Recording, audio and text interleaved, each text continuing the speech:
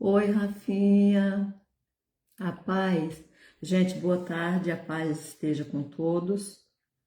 É, Nós estamos entrando aqui agora um pouquinho atrasado, que eu tive uma correria, tive que ir na escola resolver um probleminha a respeito do meu neto e eu acabei chegando um pouquinho atrasada. Mas nós estamos aqui, graças a Deus, para poder a gente estudar no nosso segundo dia, nossa segunda aula sobre o livro de Apocalipse. E sejam todos bem-vindos. Você que puder, compartilha para os seus amigos, para os seus parentes, enfim, nos grupos que você tem, que eu tenho certeza que é uma forma que você pode estar evangelizando, pode estar falando, abrindo os olhos de alguém, alertando, enfim, trazendo uma certa bagagem para quem ainda não tem conhecimento dentro do livro do Apocalipse. E a nossa intenção aqui é de agregar conhecimento às pessoas, né? Aprender com vocês também, porque o professor ele não só ensina, mas ele aprende também. E nós estamos aqui para poder aprendermos juntos, uns com os outros. Então, você que puder, compartilha. Às vezes tem pessoas que falam assim, ai, pastora, eu não sei evangelizar, não sei falar de Jesus, não consigo, bate um medo, trava tudo, eu não consigo. E eu estava pensando ainda há pouco, não existe mais desculpa para a gente não falar da palavra de Deus. Paz, Marina, não existe mais desculpa para a gente não falar da palavra de Deus, porque Deus nos deu está nos fazendo viver um momento de virtual, onde a tecnologia está aí avançada, onde a gente pode compartilhar vídeos, a gente pode compartilhar testemunhos, a gente pode compartilhar estudos, a gente pode compartilhar a ministração da palavra de Deus. Então, não existe desculpa para a gente não evangelizar, para a gente não fazer a obra do Senhor, né? Temos um campo aberto para isso. E é melhor usar a tecnologia para o bem do que usar para o mal. O mundo já está cheio de maldade, né? E nós, como igreja do Senhor, nós estamos aqui no mundo para poder fazer a diferença. Eu dizia na semana passada que nós somos a maior autoridade da parte de Deus, governando, administrando aqui na terra. Nós estamos como mordomo do Senhor aqui na terra. Então nós temos toda uma amplidão, nós temos, o terreno é amplo, é grande, por meio do mundo virtual, para a gente levar o evangelho a lugares que ainda não chegou. Eu, por exemplo, eu tenho um povo do estado da Bahia que mora lá no sertão da Bahia, tem lugares lá que nem energia não chegou direito, né? E o povo já tem acesso à internet, já assiste, já curte, já compartilha, enfim, né? De alguma forma nós viemos e estamos nesse mundo para uma missão e nós temos que descobrir qual é a nossa missão, qual é a nossa função aqui na Terra. Que parte do corpo de Cristo nós somos, qual é a nossa função, né? Então, você tem essa oportunidade de estar compartilhando com alguém nessa tarde e abençoando ela com uma palavra da parte de Deus. A semana passada eu falei sobre os governos, os impérios de Nabucodonosor. Eu fiz um pano de fundo no estudo do Apocalipse, mas eu fiz de Nabucodonosor, do império da Babilônia, para cá. E tem muitas pessoas que não conhecem a palavra de Deus a fundo e elas ficam assim, mas e daí? Começou, foi de Nabucodonosor para cá? Como que é essa coisa? Muitos nem acreditam que Deus existe, que Deus se importa com a humanidade, porque de tantas catástrofes, enfim. E aí eu fiz uma linha do tempo para poder estar passando para vocês hoje, né? Para poder estar passando para vocês hoje, para vocês perceberem a partir dessa primeira aula de Apocalipse que Deus teve o tempo todo no controle da humanidade. Deus esteve o tempo todo no comando da humanidade. Embora tenha criado o homem, a humanidade, com livre-arbítrio, para poder fazer a escolha de servi-lo ou não, ele esteve o tempo todo assistindo a humanidade, direcionando a humanidade, procurando dar um rumo melhor para a humanidade, né? E aí eu fiz uma linha do tempo aqui das dispensações para você entender como que funciona o reino de Deus. Primeiro, que Jesus não é coisa, não é uma história de 2000 anos atrás. Jesus ele já estava predito lá Deus na sua onisciência, na sua presciência, ele sabendo de todas as coisas e com uma certa antecipação. A Bíblia nos deixa bem claro que o Cordeiro já estava separado antes da fundação do mundo, antes de Deus criar qualquer coisa. O Cordeiro de Deus, ou seja, Jesus Cristo, na eternidade, ele já estava separado por Deus. Gente, eu trouxe um copo gigante, parece mais um tambor de água, né? Mas tudo bem. Enfim, voltando ao assunto aqui, a gente observa a paz, irmã Lúcia, que Deus te abençoe. A gente observa aqui que Deus, antes dele criar qualquer coisa, ele já sabia que ele ia criar o ser humano, que o ser humano ia falhar, ninguém pegou Deus de calça curta, e ele, de antemão, ele já preparou o Cordeiro que iria sanar o problema do erro da humanidade, caso eles decidissem desobedecer, que foi o que aconteceu. Então ninguém pegou Deus de calça curta, né? E aí eu trouxe essa linha do tempo para poder mostrar para vocês que Deus está e estará sempre no controle da humanidade e da sua criação, né? Eu montei aqui, começando lá de Adão, ele cria todas as coisas, os céus, a terra, enfim. E depois de criar tudo isso, ele vê que precisa de alguém para administrar, para governar, que foi para isso que Deus criou o homem. Não é para o homem ser governado, não é para o homem ser dominado pelas forças das trevas, não é para ser dominado. O homem foi criado para dominar, mas dominar, governar, administrar com sabedoria. Buscando sempre entender que acima dele existe um Deus que irá nos pedir conta da mordomia que ele confiou a nós aqui na terra, né? Então o homem foi criado para isso, não foi simplesmente para adorá-lo, para adorar a Deus, mas ele foi criado também para poder administrar a criação que Deus deixou sobre os cuidados dele, né? E aí nós vamos observar do ponto de partida que existe a dispensação da inocência, que foi quando Adão habitou lá no Jardim do Éden, no paraíso aqui na terra, e ele vivia inocentemente, até que veio o pecado, e sendo expulso do Jardim do Éden, aí vem a dispensação da consciência, que é quando ele tem consciência do certo e do errado, ele tem conhecimento do bem e do mal.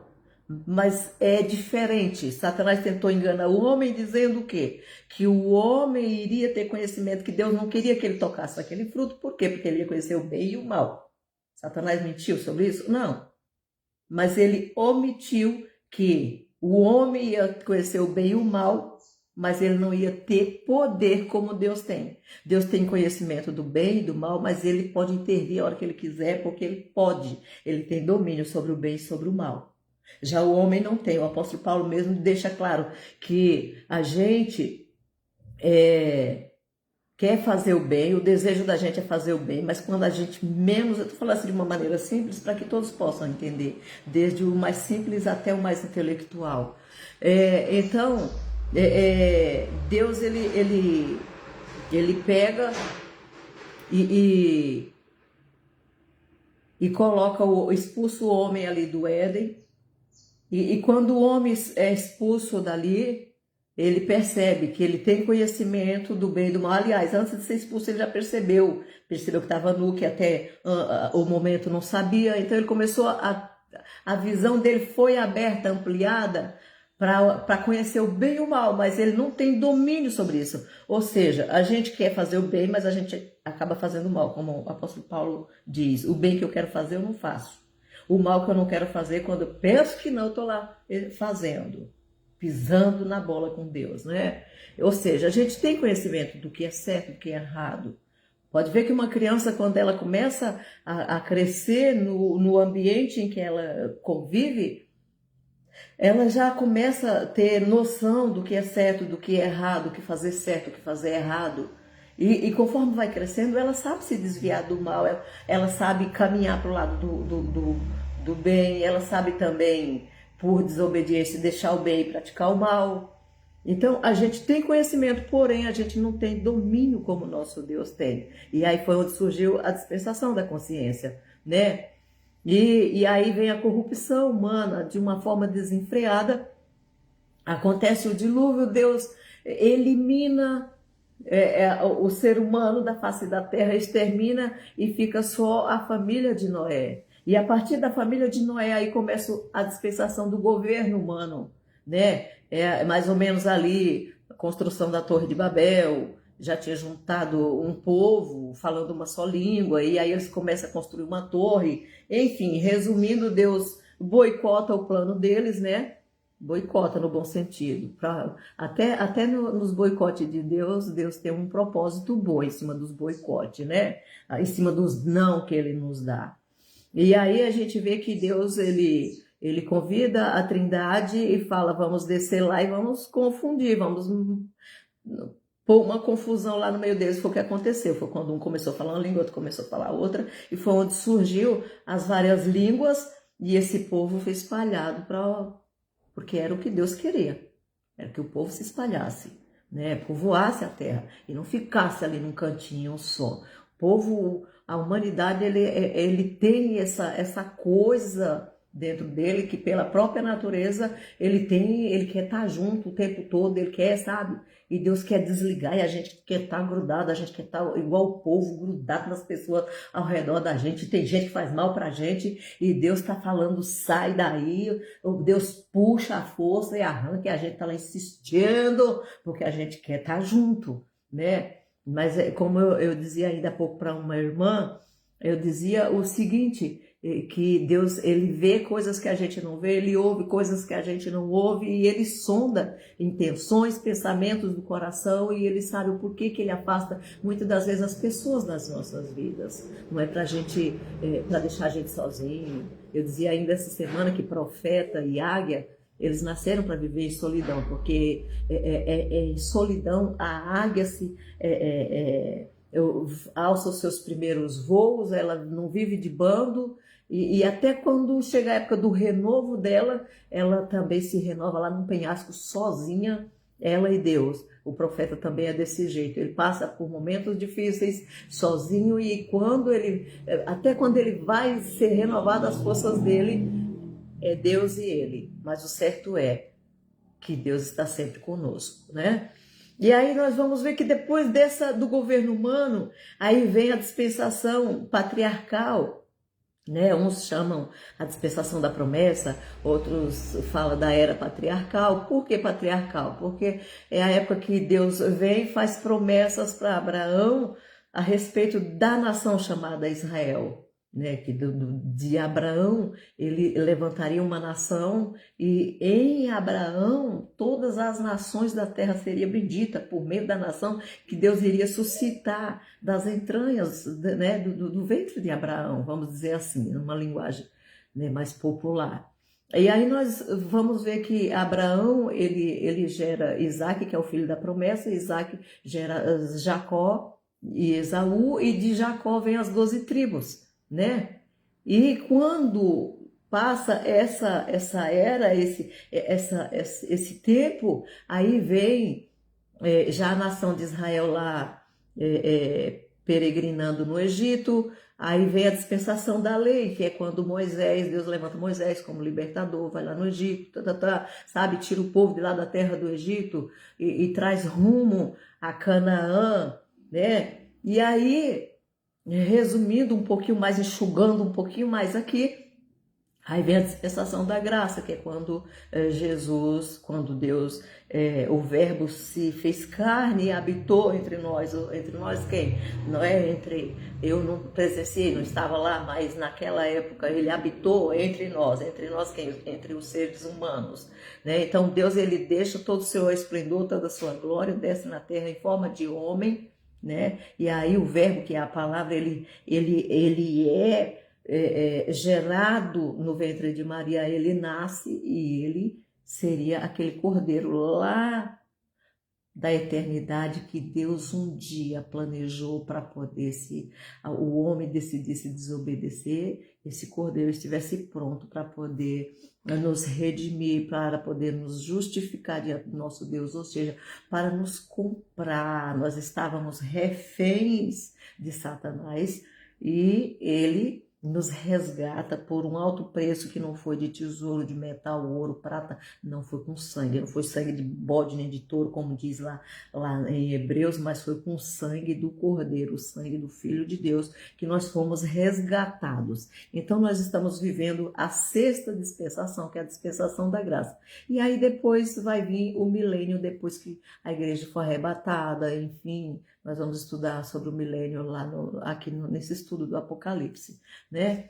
Então eu criei essa linha do tempo para poder tá deixando claro que Deus, ele sempre esteve conosco em todo o tempo, né? Em todo o tempo Deus direcionou o seu povo, né? Ele sempre se preocupou com o ser humano. E aí, para poder começar agora o estudo, eu vou ler aqui em Apocalipse, né? Capítulo 1, eu vou ler do 9 até o 19, 10 capítulos, 10 versículos do capítulo 1, que diz assim: Eu, João, irmão vosso e companheiro convosco, na aflição, no reino e na perseverança em Jesus, estava na ilha chamada Patmos, por causa da palavra de Deus. Ou seja, ele foi parar lá perseguido por conta da palavra de Deus, de estar pregando o evangelho naquela época que era uma perseguição muito grande. Ele foi parar na ilha de Patmos, e aí por causa da palavra de Deus e do testemunho de Jesus. Aí o 10. Eu fui arrebatado em espírito no dia do Senhor, e ouvi de trás de mim uma grande voz como de trombeta. Então, já descarta aqui a linguagem literária, foi visão isso daqui. João estava na ilha de Patmos, o corpo dele não foi transportado, foi visão que ele teve lá na ilha de Patmos. Deus arrebatou o espírito dele para poder mostrar as coisas que estavam acontecendo e as coisas que iria acontecer nos tempos vindouros. Então, o que ele diz? Eu fui arrebatado em espírito no dia do Senhor e houve de trás de mim uma grande voz como de trombeta que dizia: o que vês, escreve. Né? Às vezes eu brinco com as pessoas e falo assim, principalmente quando passa dos 40, tudo que Deus te mostrar, vai anotando no caderninho para você não esquecer, porque a tendência é esquecer mesmo. Tanto é que quando ele foi conversar com João, mostrar as coisas para João lá na ilha de Patmos, a primeira coisa que ele lembra João é que ele deve registrar tudo que ele mostrasse. Aí ele diz: o que vês, escreve-o num livro e envia-o às 7 igrejas que estão na Ásia: a Éfeso, a Esmirna, a Pérgamo, a Tiatira, a Sardes, a Filadélfia e a Laodiceia. Eram as 7 igrejas que ele queria estar conversando, que ele queria estar enviando essa mensagem. E aí João, continua no 12, diz: e voltei-me para ver quem falava comigo, e ao voltar-me, vi 7 candeeiros de ouro, e no meio dos 7 candeeiros, ou dos 7 castiçais, alguém semelhante a um filho de homem. semelhante a um filho de homem, vestido com vestes talares e cingidas à altura do peito com um cinto de ouro. A sua cabeça e seus cabelos eram brancos como lãs, brancos como a neve, e os seus olhos como chama de fogo. Os seus pés eram semelhantes ao latão reluzente. Isso aqui ele estava descrevendo o ser que apareceu para ele, que foi o próprio Jesus. E aí ele vai descrevendo de que forma que ele viu Jesus glorificado lá nessa visão. Tinha ele na mão, os seus pés eram semelhantes a latão reluzente, como que refinado numa fornalha, e a sua voz como a voz de muitas águas. Tinha ele na mão direita 7 estrelas, e da sua boca saía uma afiada espada de 2 gumes. O seu rosto era como o sol quando resplandece na sua força. Quando o vi, ou seja, quando ele começou a ter a visão, caí aos seus pés como morto, mas ele pôs sobre mim a sua mão direita, dizendo: não temas, eu sou o primeiro e o último, eu sou o que vivo, fui morto, mas estou vivo para todo sempre, e tenho as chaves da morte e do inferno. Escreve, pois, as coisas que tem visto, as que são, ou seja, as do presente, e as que depois dessas hão de acontecer. Ou seja, ele estava deslumbrando de uma visão, onde ele estava vendo Jesus glorificado, e aí ele fala: a paz, irmã Deise, Deus te abençoe, paz sou. E aí nós vamos ver aquele descrevendo a majestade de Cristo. E em outras traduções diz que quando ele cai como morto, Jesus manda ele ficar de pé.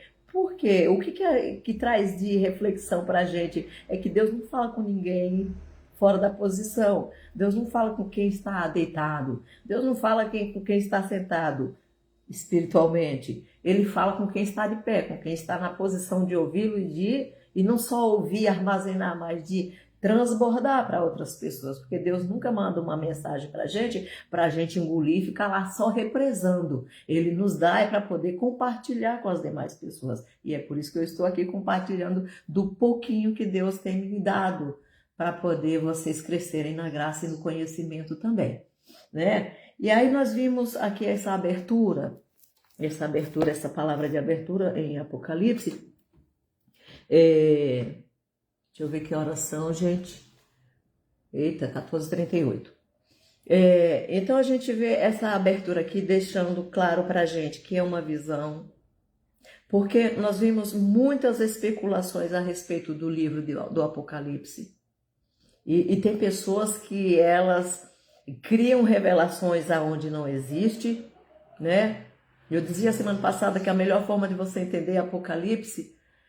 A paz, Vanilde, é uma honra ter você por aqui. Paz, Regina Faria. Então, a melhor forma da gente entender o Apocalipse é estudando as figuras de linguagem, para poder a gente entender o que era para aqueles dias, o que vai acontecer nos dias vindouros, a maneira como Jesus se apresenta para João, porque João estava acostumado a ver Jesus aqui num corpo, vamos dizer assim, de carne corruptível igual a gente, mas Jesus, quando ele ascendeu aos céus, ele já não estava mais num corpo corruptível, ele estava num corpo glorificado. E então ele se apresenta para João nos dias de perseguição da igreja que já estava passando, né? Porque vocês lembram que Jesus, ele morre, ele ressuscita, e depois que ele ressuscita, ele fica aproximadamente 40 dias aqui na terra, dando instruções para os discípulos, e aí ele ascende aos céus, porque ele disse que se ele não fosse, não tinha como o Consolador vir, o outro Consolador vir, né? E aí nós vamos ver que ele envia o Consolador lá no dia de Atos do Pentecostes.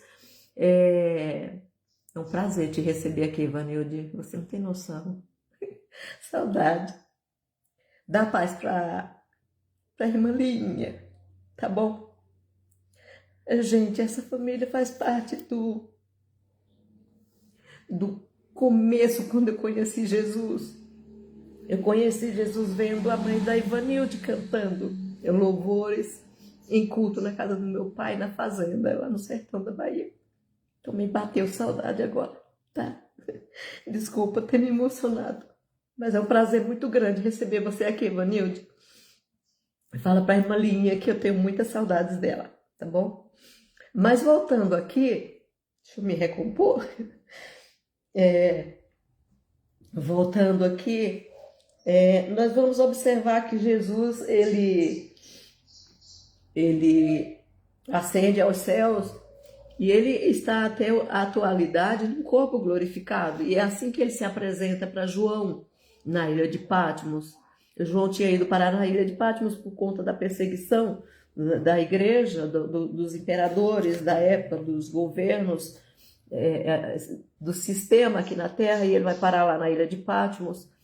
E quando o povo pensou que lá na ilha de Patmos, João era o fim de João, ali era só o começo dessa grandiosidade que Deus liberou através de João lá na ilha de Patmos. Na verdade, há males que vêm para bem. João foi parar na ilha de Patmos e com certeza, como ser humano, ele se sentiu sozinho, jogado ali, e de repente pensou que ali seria o fim dele, e foi ali onde Deus se revelou de uma maneira extraordinária que não se revelou para nenhum dos outros discípulos, da forma como ele se revelou para João. Primeiro que João, ele era tão íntimo, eu sempre falo para as pessoas, seja íntimo de Jesus, se relaciona com ele, você não tem nada a perder, só tem a ganhar.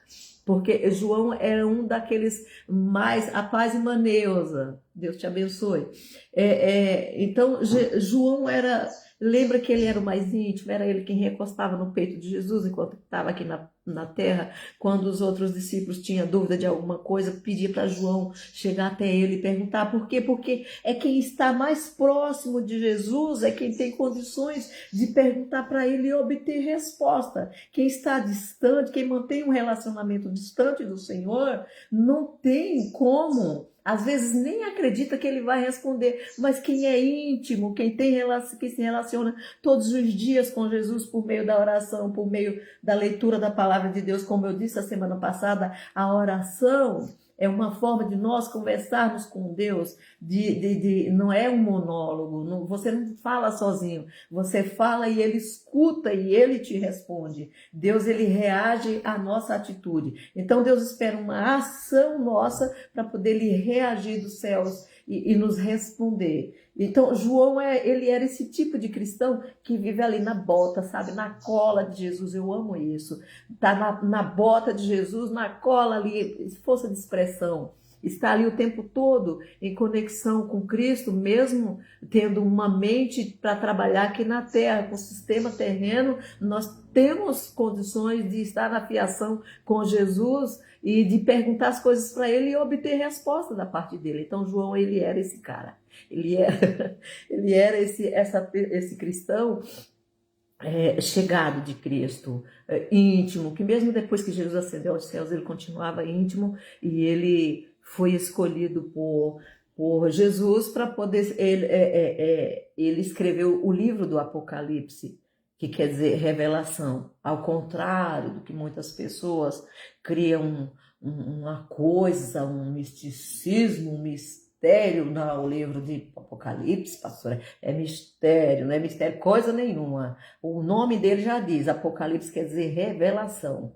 Se é revelado, então não é mistério. Mistério é aquilo que não foi revelado, que está oculto em Deus. Isso é mistério. Mas aquilo que foi revelado deixou de ser mistério. Só foi mistério até Deus abrir a boca, abrir a visão de João, sabe? E abrir primeiro a visão de João e mostrar. Só foi mistério até João registrar. Porque depois que João registrou, ele levou para 7 igrejas da Ásia. Todo mundo ficou sabendo e é por isso que a gente está sabendo até os dias de hoje. Né? Glória a Deus por isso. Louva a Deus pela vida de João. Quando eu chegar lá no céu, eu quero dar como diz os baianos, quero dar um cheiro no João. Ai, Jesus. Então, eu fiz um paralelo, uma correspondência, sabe, entre Gênesis e Apocalipse. O que Gênesis tem a ver com Apocalipse? Apocalipse é o cumprimento das profecias do Antigo Testamento, gente. Quando Deus se revela ali para João, Em cada etapa de Apocalipse, ele está esclarecendo que tudo que foi dito lá no Antigo Testamento está se cumprindo a partir do momento que Jesus ascende aos céus.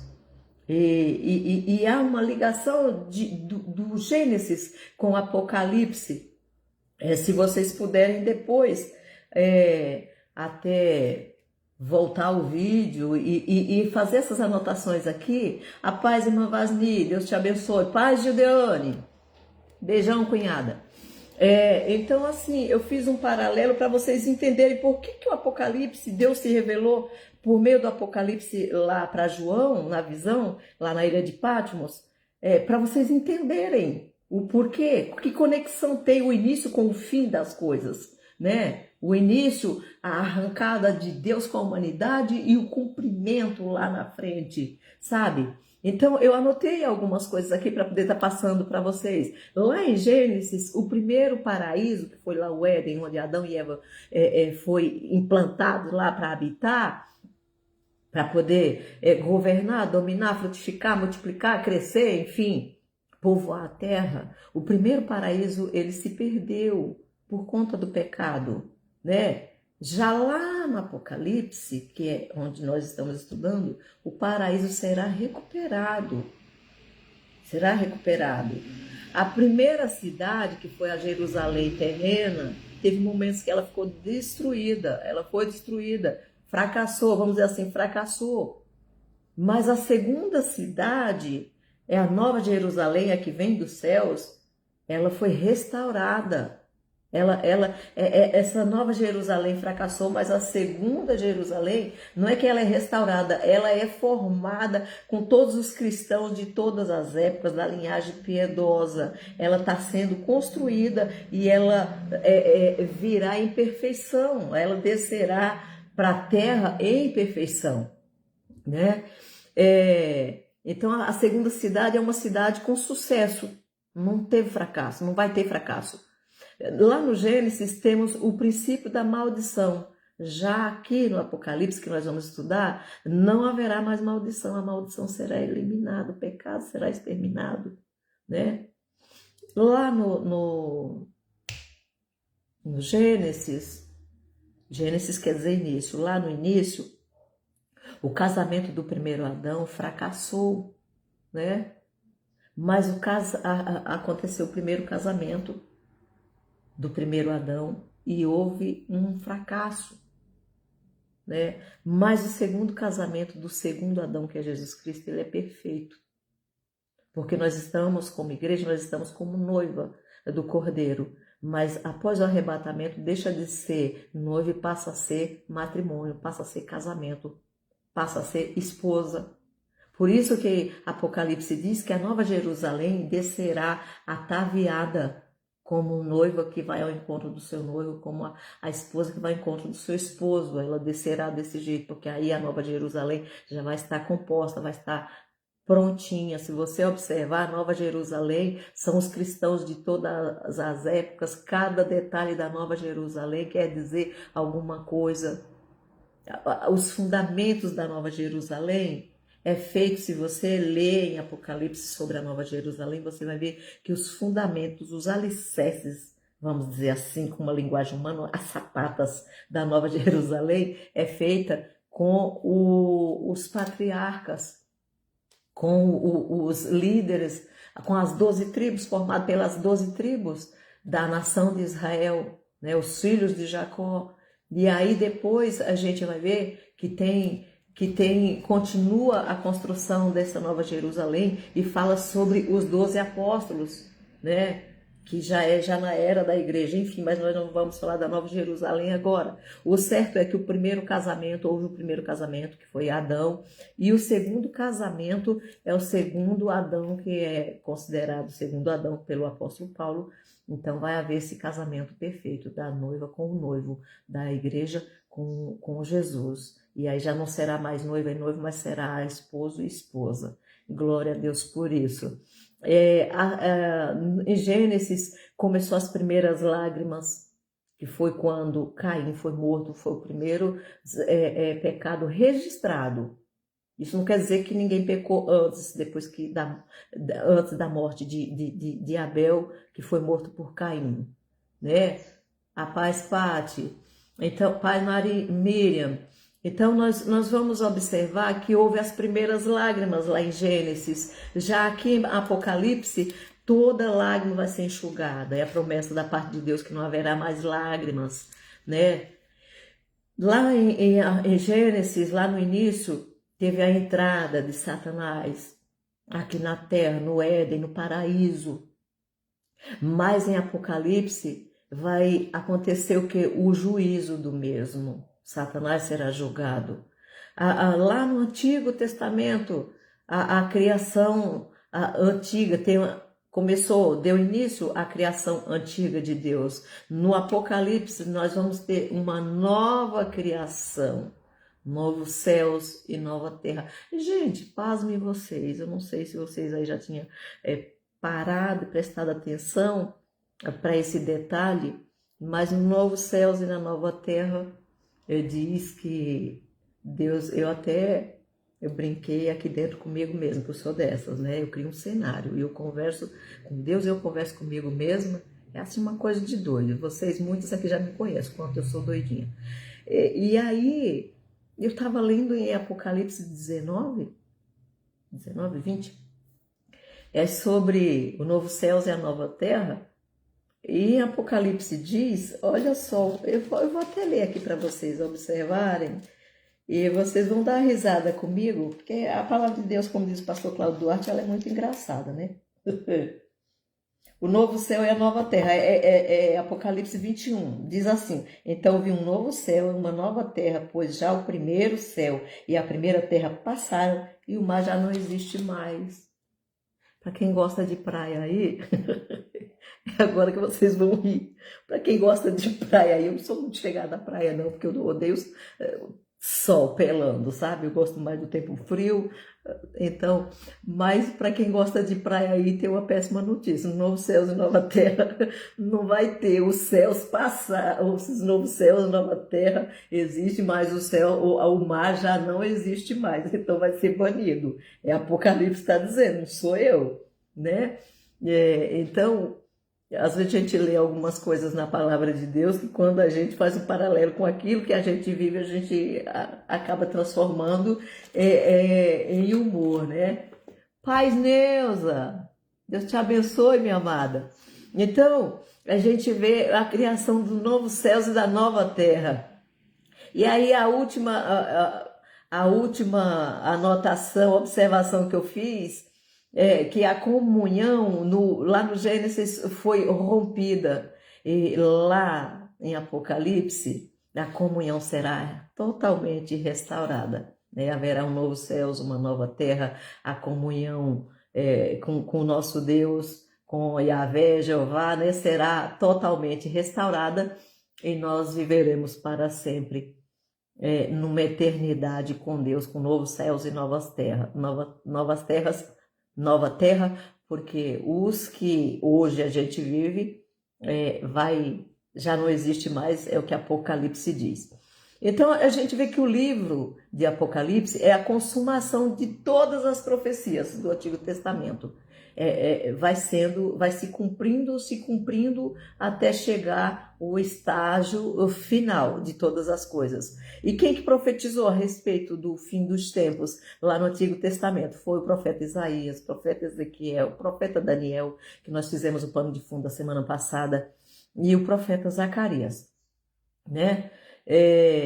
Aliás, lá em Gênesis, a primeira profecia surgiu lá no livro de Gênesis, quando Deus ele vai sentenciar ali a serpente, o primeiro casal, e ele diz que o homem viveria, para sobreviver, teria que viver do suor do seu rosto, trabalhar arduamente, a mulher aumentaria as dores de parto. Muitas pessoas já chegou para mim e falou assim: pastora, a mulher não tinha dores de parto, né? Puxa vida, quando eu chegar no céu, Eva me paga. Falei, não, querida, existia sim O que Deus fez foi aumentar a dor do parto da gente, mas existia, porque a palavra de Deus ela é bem clara quando Jeová, Deus, né, ele diz assim, aumentarei a dor da tua conceição, a dor da tua, né, do teu parto. No momento de trazer a luz, não vai ser só essa medida, não. É por isso que muitas pessoas falam que a maior dor que existe é a dor do parto, né? Então, essa foi a sentença da mulher. E aí, quando chega para Deus, Jeová pronunciar o juízo sobre a serpente, ele diz que ela vai viver rastejando, enfim, e ele diz que da semente da mulher, o que eu acho lindo em Deus é isso. Ele diz que da semente da mulher iria nascer um que iria esmagar a cabeça da serpente. A cabeça, por quê? Por que a cabeça? Porque a cabeça é quem dá todos os comandos, a cabeça é quem maquina, é de onde saem todos os intentos do ser humano, é aqui, ó, e é aqui que é o nosso maior campo de guerra também, para poder nos colocar na posição certa que Deus quer que nós estejamos na presença dele, né? Nosso maior campo de guerra é aqui. É uma luta da carne contra o espírito. A carne diz, eu quero prazer, eu quero fazer isso, e o espírito diz, não, não faça porque é pecado. A palavra de Deus diz isso, e fica aquela encrenca, aquela contenda tão grande entre o espírito e a carne. Mas o certo é que quando a gente conhece a palavra de Deus, as coisas da carne a gente vai eliminando. Por isso que o processo de santificação é uma coisa progressiva. Eu mentia no passado, não minto mais hoje. Eu fofocava no passado, hoje eu não fofoco mais. Ou eu desejava o mal para as pessoas no passado, eu era uma pessoa vingativa. Então a gente vai se policiando, isso se chama domínio próprio, lá em Gálatas 5:23, fala sobre o fruto do Espírito, que contra esse fruto não há lei, né? Ou seja, não vai haver juízo contra a gente, punição. Então, nós precisamos desse novo ser. E nós vimos que essa profecia se cumpre em Jesus Cristo. Deus, ele se faz carne, o verbo se faz carne, ele habita no meio da humanidade. E por meio de Jesus vem o eliminar do poder de Satanás. Né? Satanás ainda está atuando, mas o tempo dele está contado na eternidade por Deus, com certeza. Ele tem o tempo certo para eliminar o poder de Satanás aqui nesse sistema mundano, aqui na Terra.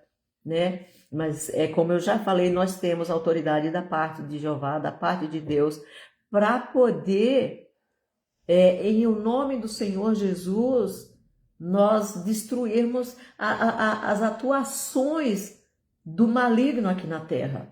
Nós vimos pessoas que são usadas pelo maligno, que quando ela tem o conhecimento da palavra de Deus, ela é liberta, a palavra de Deus traz libertação e ela passa a viver uma vida em novidade de vida na presença de Deus, né? Então, o livro de Apocalipse é isso, é a consumação de todas as profecias do Antigo Testamento. E eu fiz um resumo aqui a respeito desse livro. O Apocalipse é o livro da vinda de Jesus em glória, não mais em forma humana, para desfrutar do que a gente desfruta aqui, dessa corrupção mundana. Ele virá em glória e virá nessa presente dispensação, que é a dispensação da graça que nós estamos vivendo. Né? Lembra da linha do tempo que eu falei lá sobre as dispensações? Por quem que foi escrito o Apocalipse? Ele foi escrito por João, como eu já antecipei aqui, por ordem direta de Jesus. Jesus pediu, né? Aliás, ordenou para que tudo que ele deslumbrasse ali, que ele visse ali, ele escrevesse. Então foi por ordem de Jesus, para que houvesse um livro profético, né, das profecias a respeito da dispensação que nós estamos vivendo e da dispensação do milênio que virá ainda também, né? Onde foi escrito, já falei que foi na ilha de Patmos. A ilha de Patmos fica na Ásia Menor, né? Foi escrito aproximadamente por cerca de 90 anos, no ano Domini, ou depois de Cristo, né? E o conteúdo do Apocalipse Eu dividi para vocês entenderem melhor. São as 3 divisões do livro, que foi essa que eu acabei de ler para vocês no capítulo 1, e está lá essas 3 divisões no 19. Primeiro, as coisas que tem visto, que João tinha acabado de ver Jesus glorificado, né? Então, primeiro ele se apresenta para João como ele realmente está, num estado de glorificação, num corpo incorruptível. E aí, em segunda, depois que passa essa parte, aí vem a conversa de Jesus lá se revelando por meio dessa visão na ilha de Patmos a João. Aí vem as mensagens para as 7 igrejas da Ásia, né, que estava vivendo lá naquele momento. Onde ele diz, primeiro ele diz as coisas que tem visto, que foi o que ele tinha acabado de presenciar, as coisas que são, que estava acontecendo lá naquele momento, né? E as coisas que iriam acontecer, que é concernente ao reino de Deus aqui na terra. Porque naquela época que João estava lá na ilha de Patmos, o reino de Deus estabelecido por Jesus Cristo aqui na terra estava começando. Então Jesus ele se apresenta ali, além dele ter ficado, depois da ressurreição dele, dando direcionamento para os apóstolos aqui na terra, para poder, vamos dizer assim, inaugurar a igreja, o reino de Deus aqui na terra, dar prosseguimento ao reino de Deus aqui na terra. Ele também, lá na ilha de Patmos, ele sabe como que está a situação das 7 igrejas da Ásia, que foi as 7 igrejas que eu citei para vocês, né, que é Éfeso, Esmirna, Pérgamo, Tiatira, Sardes, Filadélfia, Laodiceia, enfim. Ele observa a situação que estão essas 7 igrejas lá naquela época e ele manda uma mensagem para cada uma dessas igrejas. Ai, pastor, e por que muitos ministros da palavra de Deus leem uma carta dessas mensagens e faz um discurso, ministra uma palavra baseado nisso, como se fosse para a igreja de hoje? É porque a igreja de lá do passado, essas 7 igrejas, não é diferente da igreja de hoje. A Bíblia diz que os profetas do passado, eles eram sujeitos às mesmas fraquezas, às mesmas situações que nós estamos sujeitos aqui na Terra. Só houve mudança de tempos, de cultura, de época, mas a igreja do Senhor Jesus, os cristãos que servem a Deus, eles continuam tendo as demandas deles do mesmo jeito, comparado à igreja de Esmirna, comparado à igreja dentro de uma igreja só, que é a igreja do Senhor Jesus Cristo, que existe aqui na terra, né? Dentro de uma igreja só, é possível a gente identificar qualificações, características que tem nessas igrejas que Deus conversa por meio da pessoa de Jesus Cristo lá nessa visão na ilha de Patmos com João. Tem igrejas que passam temporada vivendo esfriamento no amor. E isso é profecia lá do começo da igreja, que por se multiplicar a iniquidade, o amor de muitos se esfriariam. Mas naquela época já tinha uma igreja que estava esfriando, que o amor dela já estava lá embaixo. E aí ele manda a mensagem dizendo para poder rever onde foi que teve o problema e ressuscitar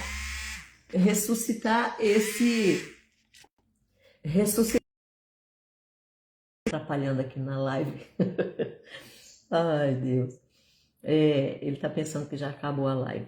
Enfim, então a gente entende que Deus ele manda por meio de Jesus Cristo a mensagem para as 7 igrejas da Ásia, né? Mas as 7 igrejas da Ásia, as características das 7 igrejas da Ásia continuam acontecendo nos dias atuais, né? Acontecendo nos dias atuais. Tem igrejas por aí. Só um momentinho, gente.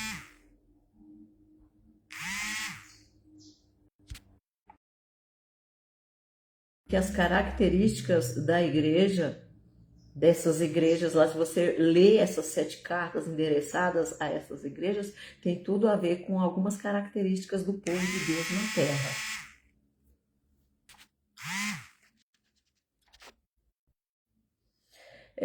Nós vem, né? Nós vamos retomar a semana que vem. Eu conto com vocês. Se vocês gostaram desse estudo, vocês compartilhem com amigos, com familiares, que eu tenho certeza que vai ser de grande proveito. E a semana que vem nós vamos estar aqui nesse mesmo horário, às 14 horas, para poder dar continuidade no estudo sobre o Apocalipse, tá bom? Continue orando por mim, eu preciso das orações de vocês, quando vocês forem interceder. Me apresente na presença do Senhor, não só eu, mas toda a minha família.